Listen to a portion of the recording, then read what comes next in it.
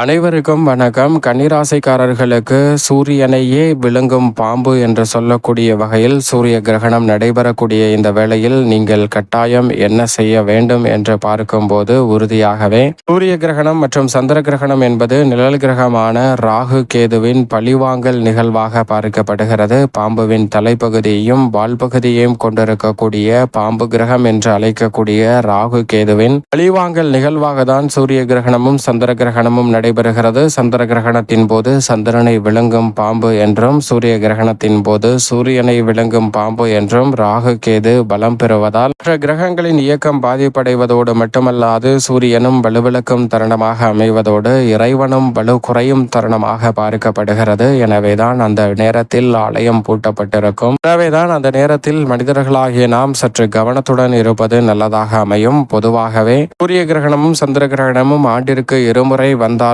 கூட அந்த நேரங்களில் சற்று கவனத்துடன் இருப்பது நல்லதாக அமையும். அதோடு மட்டுமல்லாது இந்த வருட சூரிய கிரகணம் இந்தியாவில் தென்படாது. அதே வேளையில் இரவு நேரம் நள்ளிரவு 11 மணிக்கு துவங்கக்கூடிய சூரிய கிரகணம் அதிகாலை அடுத்த நாள் 3:30 மணிக்கு நிறைவடைகிறது. எனவே இந்த வேளையில் அதிக கவனத்துடனும் விழிப்புணர்வுடனும் இருந்தால் பல சிரமங்களும் சிக்கல்களும் விலகி மிக சிறப்பான வளர்ச்சியை சந்திக்கக்கூடிய வகையில் பல நல்ல வாய்ப்புகளும் சந்தர்ப்பங்களும் உறுதியாகவே உங்களை தேடி வரும். எனவே தவறவிடாமல் இந்த தருணத்தை சரியாக பயன்படுத்திக் கொள்ளுங்கள். ஏனென்றால் நிழல் கிரகமான ராகு கேது உருவாகுவதற்கு சூரியனும் சந்திரனும் தான் மிக முக்கிய காரணமாக பார்க்கப்படுகிறன. பார்க்கடலை கடைந்து விருதத்தை பெறக்கூடிய வேளையில் சூரியனும் சந்திரனும் செய்த சதியால் ராகு கேது உருவாகக்கூடிய வாய்ப்பு உருவானது. அந்த நிகழ்வால் ராகு கேதுவால் மறக்க முடியாத அளவிற்கு பழிவாங்கக்கூடிய ஆற்றலை வெளிப்படுத்தக்கூடிய நிகழ்வாக தான் சூரிய கிரகணமும் சந்திர கிரகணமும் பார்க்கப்படுகிறது. எனவே இந்த வேளையில் சற்று கவனத்துடன் இருப்பது நல்லதாக அமையும். இந்த வேளையில் கிரகநிலைகளின் அமைப்பு எப்படி இருக்கிறது என்று பார்க்கும்போது ஜென்மராசியில் சூரியனும் சந்திரனும் இணைந்திருக்கும் போது ராசியின் அதிபதியும் உச்ச அதிபதியுமாக இருக்கக்கூடிய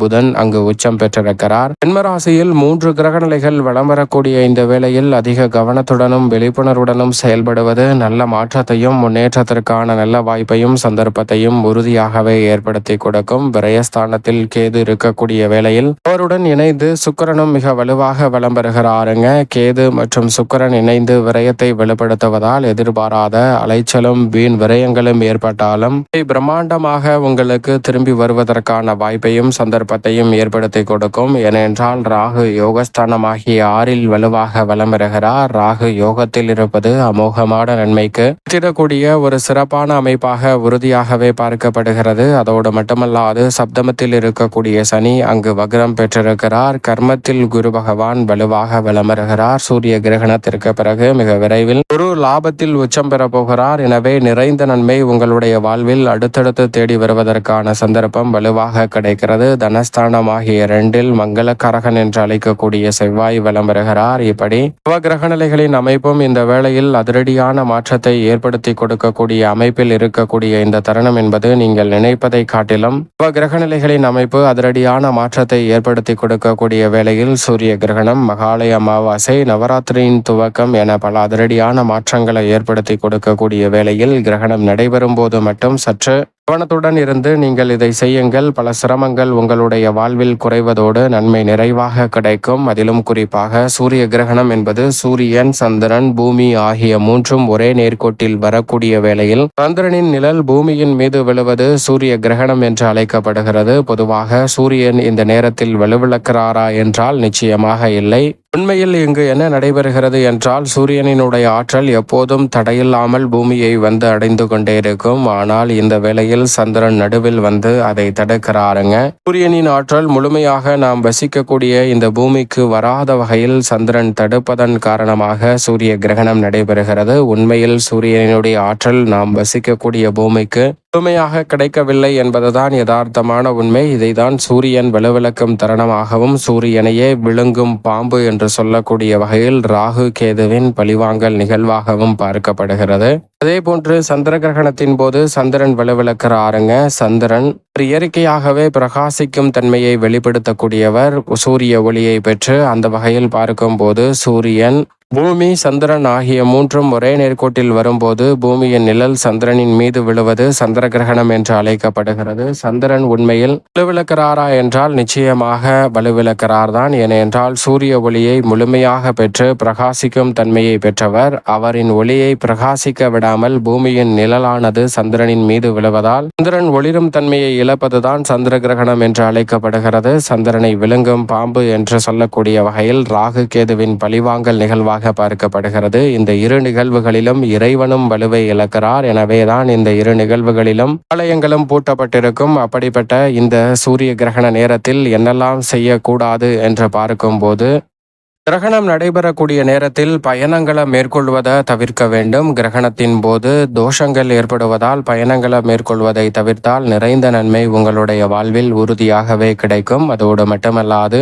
வெறும் கண்களால் சூரிய கிரகணத்தை பார்ப்பதை தவிர்க்க வேண்டும். ஏனென்றால் சூரியனின் ஆற்றல் அபரிவிதமானது என்பதால் கண்களுக்கு பாதிப்பு ஏற்படுத்தலாம். சந்திர கிரகணத்தை வெறும் கண்களால் பார்க்கலாம். ஆனால் சூரிய கிரகணத்தை வெறும் கண்களால் பார்ப்பதை நிச்சயமாக தவிர்க்க வேண்டும். கிரகணம் நடைபெறக்கூடிய வேளையில் உணவு சமைத்தல், காய்கறிகளை வெட்டுதல் போன்ற பணிகளை நிச்சயமாக மேற்கொள்ளக்கூடாது. கிரகணத்திற்கு முன்கூட்டியே இந்த சமையல் சார்ந்த பணிகளை முடித்துக் கொள்வது நல்லதாக அமையும். அதே போன்று கிரகணம் நடைபெறக்கூடிய வேளையில் உணவு சாப்பிடுதல் மற்றும் நீர் குடித்தல் போன்றவற்றை மேற்கொள்வதை தவிர்ப்பது நல்லதாக அமையும். பொதுவாக சில பாதிப்புகளை உடல் ரீதியாக ஆரோக்கிய தொல்லைகளை ஏற்படுத்தலாம். எனவேதான் கிரகணம் நடைபெறக்கூடிய வேளையில் சாப்பிடுவது போன்றவற்றையும் தவிர்ப்பது நல்லதாக அமையும். அதே போன்று கூர்மையான ஆயுதங்களை பயன்படுத்தி செய்யக்கூடிய பணிகளை மேற்கொள்வதையும் தவிர்ப்பது நல்லது. கிரகணம் நடைபெறக்கூடிய வேளையில் சுப நிகழ்வுகளை திட்டமிட்டு நடத்துவது, சுபகாரியங்களை துவங்குவது போன்ற பணிகளையும் தவிர்ப்பது நிறைந்த நன்மையையும் முன்னேற்றத்தையும் ஏற்படுத்தி கொடுக்கக்கூடிய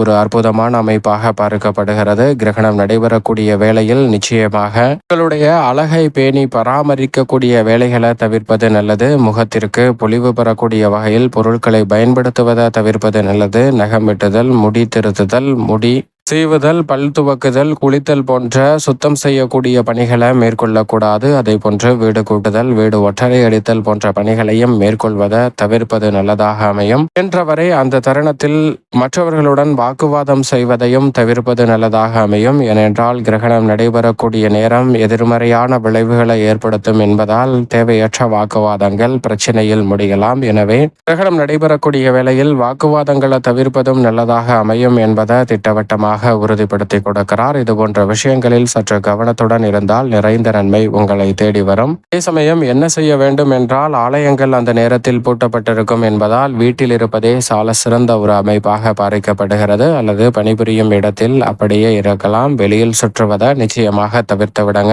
இந்த நேரத்தில் உங்களுடைய குலதெய்வம், இஷ்ட தெய்வத்தை நோக்கி மன்றாடலாம். நேர்மறையான சிந்தனையுடன் தியானம் செய்யலாம். அமைதியாக இருப்பது கிரகண தோஷங்களை நீக்கி நன்மையை நிறைவாக பெற்றுத்தரும். தவிர்க்க முடியாத பயணம் என்றால் கிரகண தோஷத்தை தவிர்க்கக்கூடிய தர்ப்பையை எடுத்து செல்லுங்கள். கிரகணம் முடிந்ததற்கு பிறகு வீட்டை சுத்தம் செய்துவிட்டு உறுதியாகவே வைத்துவிட்டு வீட்டில் இருக்கக்கூடிய நீரில் சிறிதளவு மஞ்சள் கலந்து வீடு முழுவதும் தெளிப்பதால் கிரகண தோஷம் நீங்கி மகிழ்ச்சி நிறைவாக கிடைப்பதற்கான வாய்ப்பும் சந்தர்ப்பமும் உறுதியாக கிடைக்கும். எனவே போன்ற விஷயங்களை மேற்கொள்வதால் சூரிய கிரகணத்தினால் ஏற்படக்கூடிய பாதிப்புகள் விலகி அதற்கு பிறகு நன்மை நிறைவாக கிடைப்பதற்கான வாய்ப்பும் சந்தர்ப்பமும் உங்களுடைய வாழ்வில் அபரிவிதமாக தேடி வருவதற்கான முதன்மையான அதிர்ஷ்ட யோகம் இந்த தருணத்தில் உறுதியாகவே கிடைக்கிறது.